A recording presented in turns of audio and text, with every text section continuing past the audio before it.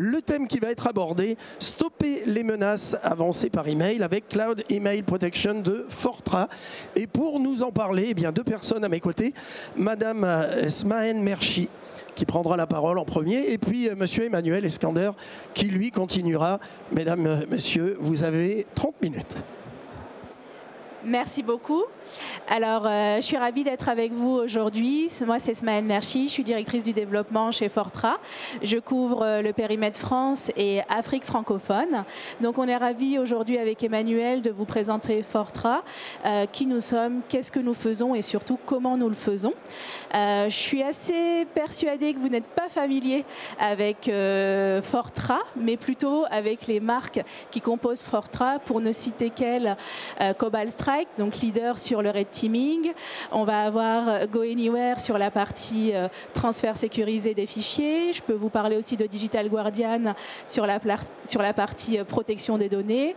Titus ou Bolden Gems sur la classification des informations sensibles, ou encore Terra Nova Sécurité sur la partie sensibilisation à la cybersécurité. Aujourd'hui, on est très fiers avec Emmanuel de vous présenter la petite dernière plateforme CEP, donc Cloud Email Protection, pour proposer une offre complète d'une plateforme unifiée pour adresser les challenges sur la sécurité avancée des emails. Emmanuel va vous présenter cette nouvelle plateforme qui sera très prochainement commercialisée. On est ravis de répondre à toutes vos questions. Donc, je vous remercie d'avance pour votre attention. Merci beaucoup Smahen. Donc, de mon côté, je m'appelle Emmanuel Eskander. Je suis ingénieur avant-vente chez Fortra. Et aujourd'hui, je vais donc vous présenter notre plateforme de protection des emails qui s'appelle Cloud Email Protection. Avant toute chose, il est important de comprendre pourquoi est-ce que l'on a créé cette plateforme. Tout simplement parce qu'on s'est rendu compte que les menaces avancées par email, et je parle ici de social engineering, de BEC, vraiment d'impersonnification par exemple des utilisateurs, malgré tout, malgré les protections que l'on peut mettre en place comme des passerelles de messagerie sécurisées, ces menaces arrivaient tout de même jusqu'aux utilisateurs. En moyenne, on constate, après des études sur nos solutions et les solutions Microsoft, qu'on est à environ 200 menaces par an pour 1000 utilisateurs qui arrivent tout de même jusqu'aux boîtes mail des utilisateurs. En plus de cela, on voit l'essor du cloud pour les services de messagerie, et bien qu'il y ait des services premium de protection, de sécurisation de ces emails, à ce niveau-là, c'est bien insuffisant pour protéger vos utilisateurs, parce qu'on est jusqu'à 625 menaces par 1000 utilisateurs, encore une fois, qui atteignent les utilisateurs par année. Et finalement, le but de notre plateforme, ça va aussi être de faire gagner du temps à vos équipes. C'est compliqué parfois d'avoir des équipes dédiées qui vont pouvoir gérer la remédiation, gérer même la recherche de ces menaces dans les emails. Et donc on a créé une plateforme très automatisée qui va vous permettre justement d'alléger la charge de travail de vos équipes et d'avoir du temps pour des tâches plus importantes à vos yeux. La plateforme Cloud Email Protection va se baser sur 4 piliers que je vais vous présenter juste tout de suite. Le premier, ça va être la data science. La première action de la Cloud Email Protection, ça va être une action automatique en quelques secondes à la réception des emails, qui va se baser sur l'IA, sur du LLM à ce niveau-là, et qui va vous donner un premier score de confiance pour les emails. Le but, ça va être tout simplement de savoir si cet email est potentiellement dangereux ou pas. Le second pilier, c'est ce qu'on appelle le Global Inbox Threat Intelligence. Donc à ce niveau-là, c'est quelque chose de particulier à Fortra. On a ce qu'on appelle chez nous un cerveau des risques ou cyberbrain. Et ce cerveau des risques, c'est une base de données gigantesque d'indicateurs de menaces. Ces indicateurs de menaces nous viennent de plusieurs sources. Ça peut être de l'open source, ça peut être nos différentes solutions et également les remontées de nos clients, bien entendu. Nous, tout ce qui est analysé par nos différentes solutions, on va s'en servir pour justement comparer les menaces qui atteignent vos utilisateurs à des menaces passées pour savoir si c'est quelque chose qui a déjà été trouvé et duquel on peut se prémunir. Bien entendu, pour protéger les utilisateurs, ça ne suffit pas de comparer à ce qui existe déjà. C'est pourquoi on a créé un centre d'analyse des emails. Donc là, c'est un service humain. Ce sont vraiment la phase tactique humaine, si vous voulez, de l'étude de ces emails. Le but de cette équipe de seniors analystes, c'est de déterminer des patterns d'attaque, trouver des attaques zero day et justement créer des politiques, des règles qu'on va directement implémenter dans la Cloud Email Protection plateforme pour vous prémunir de ces menaces émergentes.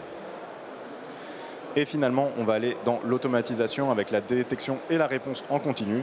Donc là, c'est vraiment le but de créer des logiques, des politiques qui vont être attribuées automatiquement aux emails et qui vont pouvoir les traiter à la volée des réceptions. À savoir que ça peut être des choses très simples, comme par exemple tout simplement bouger les emails qui ont trop peu de score de confiance en spam, mais ça peut aller jusqu'à la purge de cet email dans toutes les boîtes mail de l'organisation si c'est une menace avérée. Vous voyez qu'ici, avec la Cloud Email Protection, on va pouvoir vraiment traiter les menaces, qu'elles soient inconnues, qu'elles soient émergentes, et jusqu'à l'automatisation de chacune des actions. Je vais m'arrêter un moment ici pour savoir si vous avez des questions au niveau de ces piliers. Pas de questions, très bien. Donc, pour rentrer un tout petit peu plus en détail à ce niveau-là, donc ça va être assez rapide, hein, le but c'est vraiment de vous montrer la plateforme par la suite. Au niveau de la data science, comment ça va se passer? On va commencer par avoir un premier score de confiance unitaire, donc là ça va être suite à l'étude des différents attributs de l'email. Ça va être les domaines, les expéditeurs, les IP, les heures d'envoi, les régions d'envoi également, et les liens. En plus de cela, on va faire un score d'ensemble, donc là ça va être de l'analyse contextualisée, où le but ça va être tout simplement de comparer ces attributs aux attributs normaux. Typiquement, si j'ai mon PDG, mon CEO, qui envoie des messages à une certaine heure et qui d'un coup il envoie un message à 3 heures du matin, on va faire baisser un petit peu le score de confiance. Ou il l'envoie d'une région dans laquelle il n'est pas censé se situer, on va faire également baisser le score de confiance. Le but, ça va vraiment être justement de consolider un petit peu les résultats et de vous donner du contexte sur pourquoi ces menaces sont réelles ou avérées. Et au besoin, on a également ici un service humain, donc des analystes également qui vont venir analyser justement tout ce qui a été remonté par vos utilisateurs ou tout ce qui a été remonté par les différents outils. Le but, ça va être de vous donner un score de confiance vraiment le plus fidèle possible à la menace possible de ces emails. Au niveau de la Global Inbox Threat Intelligence, donc ça c'est ce que je vous disais, vous trouvez ici en bas de la slide notre cybercerveau avec quelques indicateurs de menaces qui sont suivis par ceux-ci, qui vont permettre de repérer des menaces courantes, des menaces existantes, des menaces à grande échelle si vous voulez. Et donc les résultats viennent absolument de, comme je vous le disais, donc soit de l'open source, soit nos autres solutions Fortra. Et comme vous avez pu le constater, on a quand même un panel de solutions assez large, donc ça nous remonte énormément d'informations, et également les remontées de vos utilisateurs. Au niveau du centre d'analyse des emails, on va avoir ici, comme je vous le disais, c'est la tactique humaine, c'est vraiment la brique humaine de notre solution, où nos analystes vont déterminer quels sont les patterns d'attaque, comment est-ce qu'une attaque est créée, comment est-ce qu'une attaque émerge, et justement créer des politiques de manière proactive pour protéger vos utilisateurs et leur boîte mail avant même que ces menaces atteignent votre société. Et finalement, nous allons arriver dans la détection et la réponse en continu. Donc sur la gauche, vous voyez tout ce que l'on a déjà vu ensemble. Et tout cela va rentrer dans notre moteur de logique qui va vous permettre ici de créer des règles, un petit peu comme dans un firewall ou dans une passerelle de messagerie sécurisée, pour justement avoir des actions automatiques et de la remédiation automatique face aux menaces. Voici pour la présentation. Je vais maintenant passer directement sur la plateforme. Est-ce que vous avez des questions à ce niveau-là? Parfait. Donc, je vais donc passer directement sur la plateforme que vous pouvez voir ici. Donc là, je suis déjà connecté dessus et je suis sur... pour l'instant, elle n'est disponible qu'en anglais. La plateforme arrivera un petit peu plus tard en Europe et on fera les traductions à ce niveau-là. Au niveau de cette plateforme, la première chose, ça va être le tableau de bord. Donc là, ça va être des résultats vraiment haut niveau sur tout ce qui se passe dans votre organisation, quels sont les emails qui arrivent. Vous avez ici, par exemple, quels sont vos domaines les plus spoofés, quelles sont les personnes les plus ciblées par des attaques et quelles sont les adresses email qui vous attaquent le plus. Vous allez également avoir ici un suivi du nombre d'emails reçus par jour et également, en fonction des différentes menaces, en fonction des différentes règles mises en place, qu'est-ce qui s'est passé, qu'est-ce qui a été automatiquement déclenché. Ce qui est très intéressant ici, c'est que par exemple, vous voyez, j'ai ici plusieurs types de menaces et je vais pouvoir directement analyser les emails en lien avec ceux-ci. Typiquement, ici, je vais aller sur sur ma catégorie d'impersonnation et je rentre ici dans mon analyse des emails. Donc là, c'est tout simplement, je vais rechercher les emails en fonction de certains critères. Vous pouvez tout à fait les faire en fonction, par exemple, d'une date, d'un score de confiance, d'un expéditeur ou d'un destinataire. Mais là, dans mon cas, je les cible directement selon un type d'attaque. Ce type d'attaque, c'est donc mon impersonnation. Et je vais avoir ici tous mes emails qui correspondent dans mon laps de temps à cette menace. Ils sont triés par ordre de confiance croissant. Et typiquement, si je veux prendre l'un de mes emails, donc je vais prendre par exemple ce premier-là, qui vient d'une personne très haut gradée dans la société Sashimi Bank pour laquelle cet environnement a été créé, je vais directement avoir sur la gauche les différentes catégories qui ont apporté ce score de confiance si faible. Donc par exemple, le nom de ma banque est utilisé. On a également le nom d'une personne qui fait partie des personnes protégées dans ma société. Le compte semble être compromis et le lien est malicieux. À ce niveau-là, je vais pouvoir scroller down un petit peu pour avoir plus de détails. Et ici, je vais avoir plus de contexte, notamment au niveau du compte compromis. Pourquoi est-ce que l'on catégorise cet email de compte compromis? C'est tout simplement parce que le pays d'origine de cet email est le Nigeria et il est assez peu probable que cette personne se trouve au Nigeria. Bien entendu, ce n'est pas une solution à 100%. Il est tout à fait possible que cette personne navigue au Nigeria pour un rendez-vous d'affaires, par exemple. Et donc, dans ce cas-là, vous pouvez tout à fait donner du feedback. Vous avez un bouton directement ici. Vous allez pouvoir décider si l'email est finalement légitime ou pas, décider des nouveaux types d'attaques et aussi rajouter un commentaire pour nos équipes d'analystes qui vont justement appliquer ces règles en particulier à votre plateforme. Donc le but, ça va être ici d'avoir déjà tous ces emails, une visibilité très importante sur ce qui arrive dans votre organisation et également de pouvoir faire des actions. Donc on peut faire des actions automatiques, mais dans des cas particuliers où la situation n'est pas claire, on va aussi vous demander, par exemple, qu'est-ce que vous voulez faire de ces types d'emails. Et donc dans ce cas-là, vous allez toujours avoir la possibilité de faire manuellement des actions si vous le souhaitez.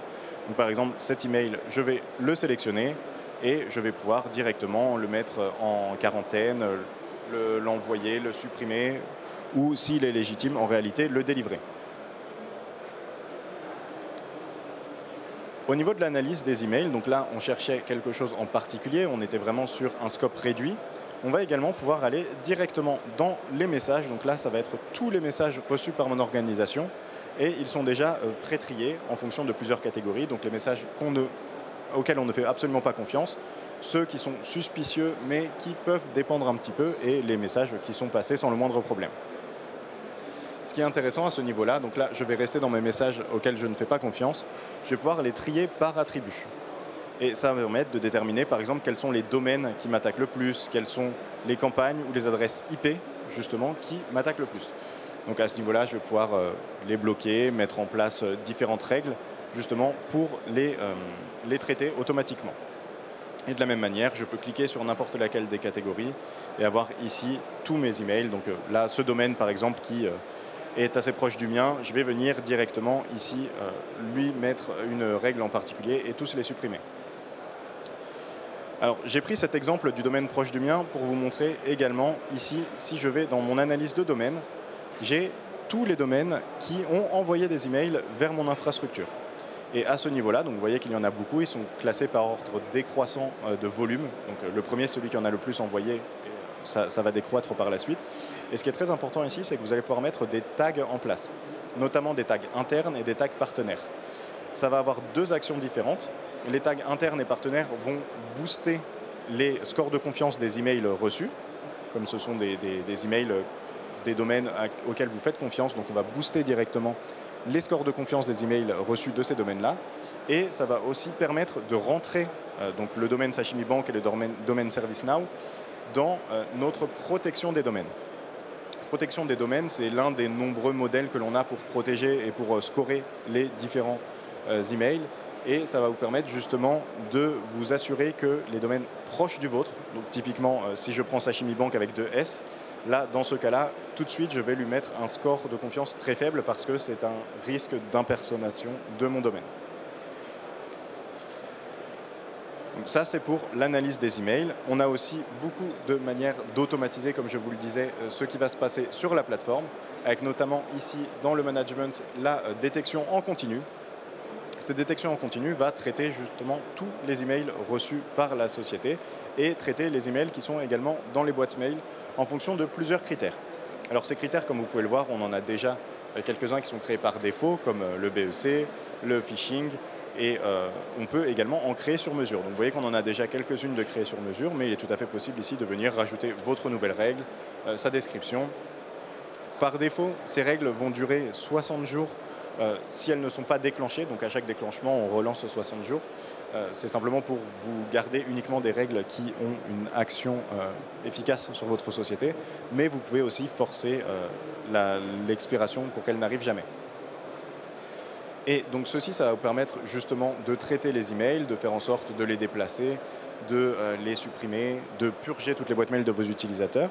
Et on a également un autre niveau plus qui se rapproche de la passerelle de messagerie, qui va être ici au niveau des policies. Et les policies, à ce niveau-là, ça va vous permettre d'avoir directement plusieurs règles mises en place également pour les messages rentrants. Typiquement, encore une fois, vous pouvez en créer sur mesure, mais ici, je vais venir sur mes messages auxquels je ne fais pas confiance. Qu'est-ce qui va faire en sorte qu'un message n'est pas un message de confiance et quelles sont les actions que je vais faire? Donc pour les messages reçus, je vais directement les mettre en spam. Et je vais avoir ici les différents champs, les différentes applications que je veux mettre en place. Typiquement, je peux faire en sorte que ces messages qui viennent d'une adresse qui m'attaque régulièrement, que je connais, je peux directement les supprimer. Et dans ce cas-là, c'est le score de confiance qui est utilisé, comme vous pouvez le voir ici, qui va faire en sorte que ces messages vont directement passer en spam. Au niveau de ces règles, on peut également l'adapter de manière très simple à votre société, avec des groupes d'utilisateurs différents. Typiquement, si je prends le top management, il va peut-être avoir des règles particulières où certains emails ne vont pas pouvoir les atteindre, les pièces jointes vont peut-être être transformées parce qu'on ne veut pas prendre de risques. Et donc tout cela, vous pouvez le faire directement depuis la plateforme. Vous pouvez appliquer ces différentes politiques à certains groupes d'adresses, et ces différents groupes d'adresses, vous avez la possibilité directement ici de les modifier, ce qui va vous permettre directement d'avoir par exemple ici, vous voyez, j'ai mon groupe des exécutifs, de C-Level exécutives, et ces groupes, je peux soit les créer manuellement, ou alors aussi les synchroniser mon Active Directory à ce niveau-là. Voici pour les fonctionnalités principales de la plateforme. Est-ce que vous avez des questions sur ce que je viens de vous présenter? Alors, il y a peut-être un micro. Question.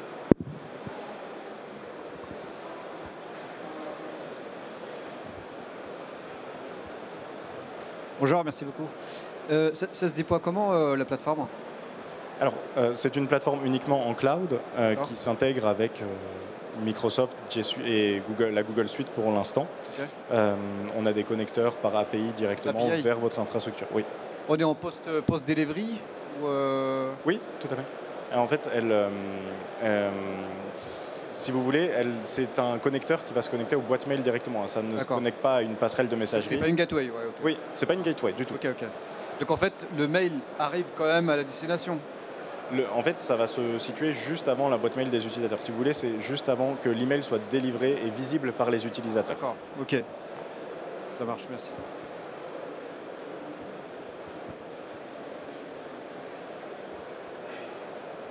Bonjour. Bonjour. Je voulais savoir si, par exemple, les pièces jointes aussi, il y avait un moyen de vérification, notamment les métadonnées, etc. Tout à fait. Parmi les attributs qu'on va vérifier, il y a les métadonnées de l'email, des pièces jointes également. Si vous voulez, la seule chose que cette solution ne va pas traiter, c'est vraiment le corps du message, donc ce qui est écrit, on garde la confidentialité à ce niveau-là, mais les pièces jointes vont être analysées, les liens vont être analysés un petit peu comme dans une sandbox. Parfait, merci.